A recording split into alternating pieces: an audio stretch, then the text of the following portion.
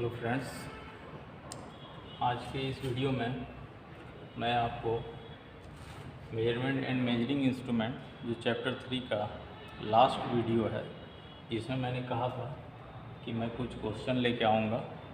उस क्वेश्चन को डिफ़ाइन करके हम लोग आज समझेंगे ताकि आपका ये measurement and measuring instrument chapter का जो थॉट है वो आपको कुछ कुछ समझ में आ जाए कि क्या क्या हुआ इसमें पढ़ाई और आप कहाँ तक इसमें समझ में आपको आया। ठीक है, हम लोग इसमें बहुत सारा टॉपिक पे करीब 5-6 टॉपिक पे वीडियो तैयार किए। वो टॉपिक पे जिस तरह से मेजरमेंट क्या होता है, उसका टाइप्स क्या है, उसका आपका मेजरमेंट लेने का जो मेथड क्या है, आपका फिर एफपीएस क्या होता है, फुट पाउंड सेकेंड, सीजीएस क्या होता है, मीट्रिक और ब्रिटिश प्रणाली क्या है। ठीक है, उसके बाद आपको हम स्टील रूल के बारे में बताए, आपको हम कैलिपर के बारे में बताए और उसके बाद आपको हम ट्राई स्क्वायर के बारे में बताएं। अब जाके इसका लास्ट वीडियो मैं तैयार कर रहा हूँ जिसमें आपको कुछ इसमें ट्रू एंड फॉल्स, सत्य और असत्य बात है, उसको डिफाइन करूँगा। फिर रिक्त स्थान, फिल इन द ब्लैंक्स है, ताकि आपको फुल्ली आप इसमें जो है पकड़ बना सको इस चैप्टर में, आपको कहीं दिक्कत ना हो। तो फिल इन द ब्लैंक्स है और शॉर्ट क्वेश्चन, अति लघु उत्तरीय प्रश्न है जिसको मैं डिफाइन करने जा रहा हूँ। ठीक है, तो आइए स्टार्ट करते हैं।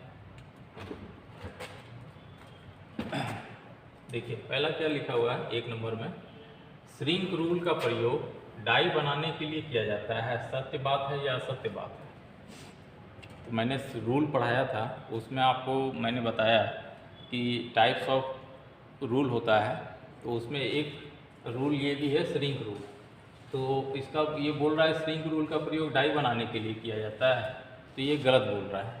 ये डाई बनाने के लिए नहीं, इसका प्रयोग जो है पैटर्न मेकर द्वारा पैटर्न तैयार करने में किया जाता है। ठीक है, तो आप मेरा पीछे वाला वीडियो देखिएगा रूल पर, तो उसमें आपको मैं बताया हूँ कि श्रिंक रूल का प्रयोग डाई बनाने के लिए किया जाता है, तो नहीं, ये गलत बात है। पैटर्न मेकर द्वारा पैटर्न तैयार करने के लिए किया जाता है, तो ये गलत लिखा है। अगला क्या है, आउटसाइड कैलिपर एक अप्रत्यक्ष मापी यंत्र है, तो सही बात है। अप्रत्यक्ष मतलब इनडायरेक्ट मेजरमेंट लेने वाला।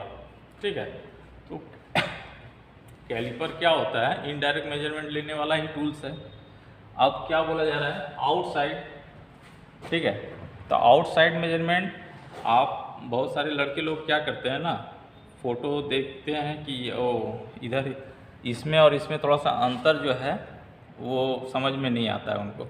इस तरह सोचते हैं इसका लेग बाहर निकला हुआ है तो ये आउटसाइड है। नहीं, वर्क के हिसाब से ये कैलिपर का नाम रखा गया है, चूँकि यही आउटसाइड है। ये बाहर से आके अंदर की ओर मुड़ा है, तो अंदर की ओर मुड़ा है ना, तो लड़के लोग समझते हैं, बच्चे लोग समझते हैं कि ये आपका इनसाइड होगा, जबकि ये इनसाइड नहीं है, आउटसाइड है। क्योंकि ये बाहरी माप लेता है, कोई भी आपका चीज़ का वो बाहर का माप ये लेगा। ठीक है, और ये क्या होता है, ये बाहर की ओर इसका लेग है। ठीक है, तो ये सोचता है कि ये इनसाइड नहीं है, आउटसाइड है, क्योंकि इसका लेग हल्का इधर 45 डिग्री में बाहर मुड़ा हुआ है। ठीक है, दोनों तरफ का। तो ये अंदरूनी माप लेने के लिए, अंदर का माप, इसीलिए इसको इनसाइड कैलिपर, आउटसाइड नहीं बोला जाता है। ठीक है, तो यहाँ पर ये कैलिपर जो भी है अप्रत्यक्ष मापी टूल्स है, तो बात तो सही बोल रहा है यहाँ पे कि आउटसाइड कैलिपर एक अप्रत्यक्ष मापी यंत्र है, सही बात है। अगला है, जेनी कैलिपर का दूसरा नाम हर्माफ्रोडाइट कैलिपर है, 2 हो चुका है। तीसरा है, जेनी कैलिपर का दूसरा नाम हर्माफ्रोडाइट है, तो हाँ, हर्माफ्रोडाइट कैलिपर है। इसका और भी नाम है, इसका नाम है odd leg caliper, hermaphrodite caliper, jenny caliper और लंगड़ा कैलिपर। ठीक है, तो सही बात है, हर्माफ्रोडाइट है इसका नाम, तो सही होगा। 3 नंबर हो गया। Standard steel rule alloy steel धातु की बनी होती है, तो अगर रूल हम पढ़ाए हैं, आप पिछले वाले वीडियो में जाके देख सकते हैं, तो रूल में मैंने कहा था मटेरियल आपका स्प्रिंग स्टील का रहता है, ठीक है। तो स्टील रूल जो है आपका एलॉय स्टील का नहीं रहता है, ये गलत बात है। स्प्रिंग स्टील या स्टेनलेस स्टील दो चीज़ का बनता है, एलॉय स्टील का नहीं होगा, ठीक है। 4 हो गया। 5 में क्या बोलता है, कैलिपर का अर्थ वह कंपास होता है जो व्यास और मोटाई नापने में प्रयोग होता है। सही है, मोटाई बोलिए या व्यास बोलिए, किसी भी चीज़ का वो यही दो चीज़ मापता है कैलिपर। तो ये बात सही है, समझ में आ रहा होगा। अब आ जाइए रिक्त स्थान। 6 से जो है रिक्त स्थान है, फिल इन द ब्लैंक्स। इसमें क्या बोल रहा है, मीट्रिक प्रणाली में लंबाई की इकाई क्या है। तो मीट्रिक सीजीएस जिसको बोलते हैं, ठीक है, सेंटीमीटर ग्राम सेकेंड। तो मीट्रिक में क्या हो जाएगा, इसका लंबाई की इकाई सेंटीमीटर, एमकेएस को भी बोला जाता है, ठीक है। आपका मतलब हम लोग के भारतीय एशिया महाद्वीप में एमकेएस सीजीएस चलता है, यूरोप कंट्री में ब्रिटिश पद्धति एफपीएस चलता है, मैंने बताया था। तो मीट्रिक प्रणाली में लंबाई की इकाई सेंटीमीटर या मीटर बोला जा सकता है, ठीक है। यहाँ पर अगला क्या है, 7 नंबर, स्केल का प्रयोग डैश माप के लिए ड्राफ्टमैन द्वारा किया जाता है। तो आनुपातिक मान स्केल के द्वारा लिया जाता है। तो यहाँ पर हो जाएगा आनुपातिक मान, ठीक है, माप लेने के लिए। 8 नंबर क्या बोल रहा है, स्टैंडर्ड रूल डैश से डैश mm लंबाई में मिलते हैं, ठीक है। तो अब स्टैंडर्ड रूल आपको हम बताए थे कि 150 से आपका 1200 mm तक का लंबाई में मिल सकता है, ठीक है। तो स्टैंडर्ड रूल 150 से 1200 mm लंबाई में मिलते हैं, यहाँ पे यही होगा। अगला 9 नंबर क्या है, वर्कशॉप में आमतौर पर डैश डैश तथा डैश साइज के स्टील रूल का प्रयोग किया जाता है। तो यहाँ लिख सकते हैं 150, 300 और 600। वर्कशॉप में यही इतना mm साइज का इस्तेमाल होता है, ठीक है।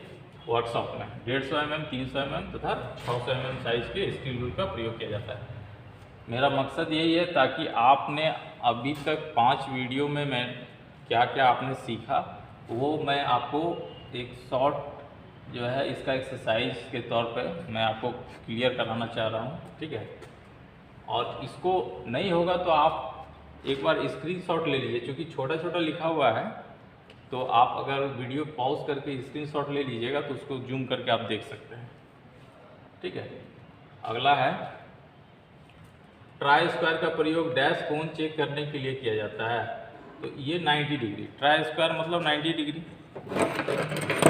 है ना, ये ट्राई स्क्वायर है। इसको हम जो हाथ में पकड़ते हैं उसको स्ट्रोक कहते हैं, इसको ब्लेड कहते हैं। और यहाँ पर जो है हम 90 डिग्री चेक कर सकते हैं। तो यहाँ पर क्या हो जाएगा, ट्राई स्क्वायर का प्रयोग 90 डिग्री कोण को चेक करने के लिए किया जाता है।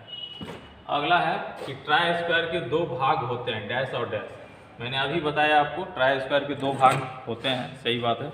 ये जो हाथ में पकड़ते हैं उसको स्ट्रोक कहते हैं, ये ऊपर वाला जो लंबा जैसा रहता है इसको ब्लेड बोलते हैं, ठीक है। तो स्ट्रोक और ब्लेड, ठीक है। अगला है, ट्राई स्क्वायर की माप डैश की कुल लंबाई से लिया जाता है। मैंने ट्राई स्क्वायर का वीडियो में मैंने बताया था कि ब्लेड की कुल लंबाई से ट्राई स्क्वायर का साइज को मापा जा सकता है, कितने साइज में है, ठीक है। तो ब्लेड की लंबाई अगर हम यहाँ पे इसको मापते हैं, ये क्या है, डायरेक्ट मेजरमेंट टूल्स है। चूँकि मेरे को ये माप डायरेक्ट बता रहा है, ठीक है, तो इससे मैं मापता हूँ। चूँकि यह स्ट्रोक के अंदर तक घुसा हुआ है ब्लेड, तो वहाँ से लूँगा और लास्ट लूँगा, ठीक है। तो ये 150 mm तक जा रहा है, ठीक है। तो 150 mm साइज का ये है। इसी तरह ब्लेड की कुल लंबाई से हम ट्राई स्क्वायर का साइज चेक कर सकते हैं। तो ट्राई स्क्वायर की माप ब्लेड की कुल लंबाई से लिया जा सकता है, अगला क्या है, जेनी कैलिपर का साइज डैश से डैश मापा जाता है। तो जेनी कैलिपर में मैंने कहा था कि साइज जो है कोई भी कैलिपर हो, जेनी हो, ऑडलेग हो, या फिर आपका इसी को बोलते हैं ऑडलेग कैलिपर, आउटसाइड कैलिपर हो, इनसाइड कैलिपर हो या जेनी कैलिपर हो, किसी भी कैलिपर का माप जो है, इसका रिवीट है ना, यहाँ पे इसको जॉइंट के आधार पर हम फर्म जॉइंट बोलते हैं, रिवीट जॉइंट जो भी बोलिए इसको, ठीक है। तो रिवीट के पॉइंट, उसका जो सेंटर होता है, रिवीट का सेंटर और इसका जो लेग का लास्ट, वहाँ रिवीट के सेंटर से लेग के पॉइंट तक को लिया जाता है इसका कैलिपर का साइज, ठीक है। रिवीट के पॉइंट मतलब सेंटर, रिवीट के सेंटर, यहाँ पे एक पॉइंट अगर आप दे दीजिएगा तो ये बीच वाला पॉइंट, ठीक है, उसका सेंटर पॉइंट और लेग के लास्ट जो पॉइंट होगा वहाँ तक का साइज को हम क्या बोलेंगे, कैलिपर का साइज है, ठीक है। किसी भी कैलिपर का साइज हो, तो जेनी कैलिपर का साइज रिवीट के पॉइंट से लेग के पॉइंट तक मापा जाता है, यही होगा यहाँ इसमें 13 नंबर में। 14 में क्या बोलता है, जेनी कैलिपर को डैश तथा डैश कैलिपर भी कहते हैं। अभी मैंने बताया कि जेनी कैलिपर को हम 3 नाम से और पुकारते हैं, हर्माफ्रोडाइट कैलिपर, ऑडलेग कैलिपर और लंगड़ा कैलिपर। तो यहाँ पे क्या हो जाएगा, जेनी कैलिपर को हर्माफ्रोडाइट, ऑडलेग तथा लंगड़ा कैलिपर भी कहते हैं। यहाँ पे ये फिल इन द ब्लैंक्स में भरा जाएगा, हर्माफ्रोडाइट, ऑडलेग और लंगड़ा। अगला है 15 नंबर, आउटसाइड कैलिपर डैश मापी यंत्र है। कोई भी कैलिपर हो, हम बता रहे हैं बार बार कि ये अप्रत्यक्ष मापी यंत्र है, ठीक है। तो यहाँ पे क्या हो जाएगा, आउटसाइड हो, इनसाइड हो, सब अप्रत्यक्ष मापी यंत्र होगा। तो यहाँ पे क्या हो जाएगा, फिल इन द ब्लैंक्स में अप्रत्यक्ष मापी, ठीक है। अगला क्या है 16 नंबर, आमतौर पर कैलिपर डैश और डैश जॉइंट के बने होते हैं। हाँ, अब कैलिपर अगर वर्क के हिसाब से तो देखिएगा तो 3 तरह का है, ठीक है, कार्य के अनुसार। जो जेनी कैलिपर है आपका आउटसाइड हो या आपका इनसाइड कैलिपर हो, लेकिन जॉइंट के आधार पर हम बोलेंगे कैलिपर 2 तरह का होता है, एक फर्म जॉइंट यानी कि रिविट जॉइंट और दूसरा स्प्रिंग जॉइंट। आपको हम दिखा देते हैं, ये जॉइंट जो है, ये जो 2 लेग इसको जॉइंट किया है, ये रिविट जॉइंट है, इसको फर्म जॉइंट बोलते हैं। और ये 2 कैलिपर जो है देखिएगा, इसमें क्या है ना, एक स्प्रिंग का पत्ती लगा हुआ है, तो इसको एडजस्ट किया जा सकता है इस तरह से।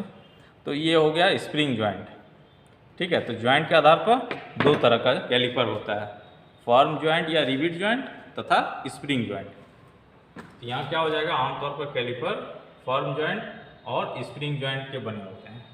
16 नंबर हो गया। अब आ जाइए अति लघुत्तरीय प्रश्न, मतलब शॉर्ट क्वेश्चन। इसमें क्या बोलता है 17 नंबर में, CGS से अभिप्राय क्या है। तो ब्रिटिश और मीट्रिक पद्धति हम बताए थे एक वीडियो में आपको, सेकंड वाला वीडियो इसका। तो उसमें CGS मतलब मीट्रिक में आ रहा है, मीट्रिक पद्धति हम लोगों का, ठीक है, सेंटीमीटर ग्राम सेकेंड, इसको फुल फॉर्म पूछा जा रहा है। से अभिप्राय क्या मतलब फुल फॉर्म ही पूछा जा रहा है। तो यहाँ क्या हो जाएगा, सेंटीमीटर ग्राम सेकेंड हो जाएगा 1 नंबर 17 में। अगला क्या है, FPS से अभिप्राय क्या है, ये ब्रिटिश सिस्टम है। तो फुट पाउंड सेकेंड, ठीक है, फुट पाउंड सेकेंड, ठीक है। अब देखिए यहाँ पर दूरी को हम लोग का मीट्रिक में क्या किस तरह से, सेंटीमीटर, और वजन को ग्राम में, और समय को सेकेंड में। और ब्रिटिश में क्या होता है, आपका दूरी को, आपका लंबाई को क्या फुट में, और वजन को पाउंड में, और समय को सेकेंड में ही माप रहा है, ठीक है। तो FPS मतलब फुट पाउंड सेकेंड, CGS मतलब सेंटीमीटर ग्राम सेकेंड। अगला क्या है 19 नंबर में, माप कितने प्रकार से लिए जाते हैं। तो मैंने कहा था पहला मेजरमेंट एंड मेजरिंग इंस्ट्रूमेंट का पहला वीडियो में कि माप 3 तरह से लिया जाता है। एक होता है डायरेक्ट मेजरमेंट, एक होता है इनडायरेक्ट मेजरमेंट, और एक होता है कंपैरेटिव मेजरमेंट, जिसको तुलनात्मक माप, यानी कि प्रत्यक्ष माप, अप्रत्यक्ष माप तथा तुलनात्मक माप। तो यहाँ पूछ रहा है कि माप कितने प्रकार से लिए जाते हैं। तो यहाँ पे बोला जा सकता है कि माप 3 प्रकार से लिए जा सकते हैं। किस मतलब ये नहीं पूछ रहा है कि कौन कौन से माप का नाम बताइए, यहाँ से पूछ रहा है कितने प्रकार से लिए जाते हैं, तो 3 प्रकार से लिए जाते हैं। कौन कौन है? डायरेक्ट मेजरमेंट, इनडायरेक्ट मेजरमेंट और कंपैरेटिव मेजरमेंट। ठीक है। अगला 20 नंबर में क्या है? माप की मुख्य प्रणाली का नाम बताइए। ठीक है, तो माप की मुख्य प्रणाली का मतलब क्या है कि सिस्टम, तो दो एगो ना सिस्टम है, सीजीएस और एफपीएस।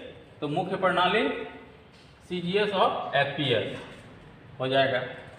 स्टील, अगला है स्टील रूल की छोटी से छोटी माप इंच में पहले तथा एमएम में क्या होती है? Steel rule.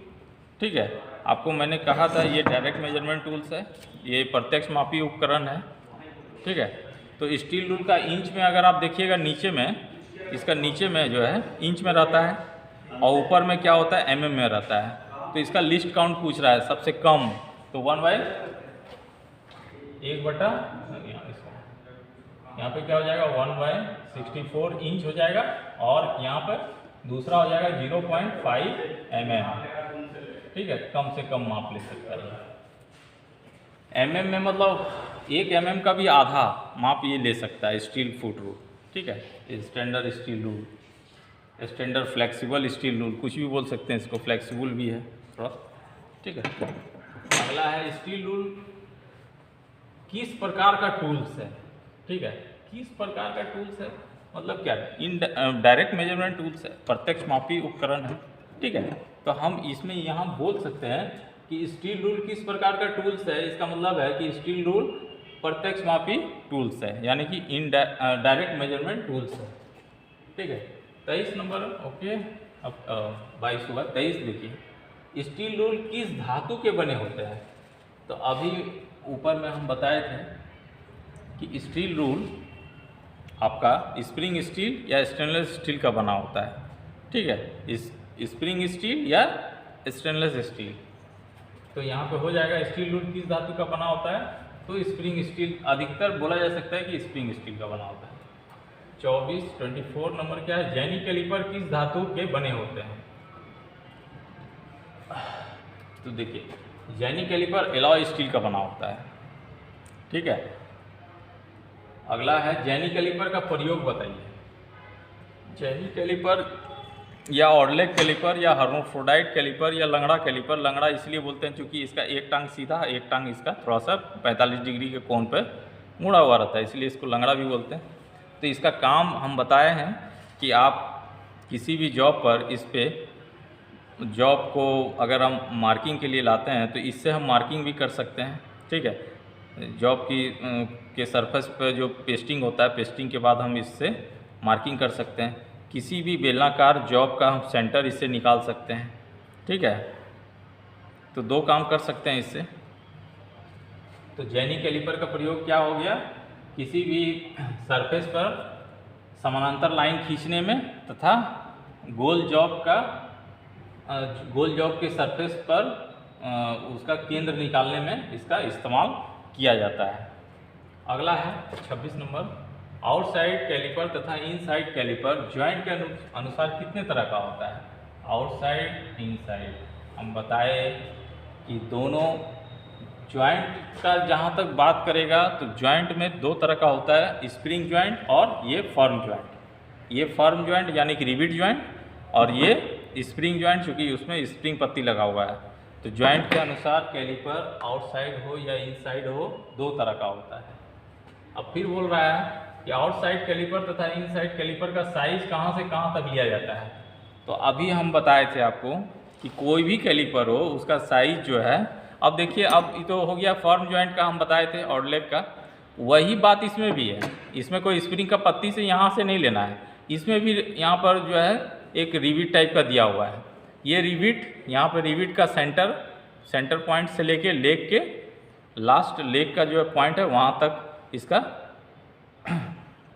कैलिपर का साइज लिया जाता है। ठीक है, तो क्या हो जाएगा कि रिविट के सेंटर से लेग के लास्ट पॉइंट तक को आउटसाइड कैलिपर हो या इनसाइड कैलिपर हो, जैनी हो, कुछ भी है, कोई भी कैलिपर हो, उसका साइज लेते हैं वहाँ से वहाँ तक।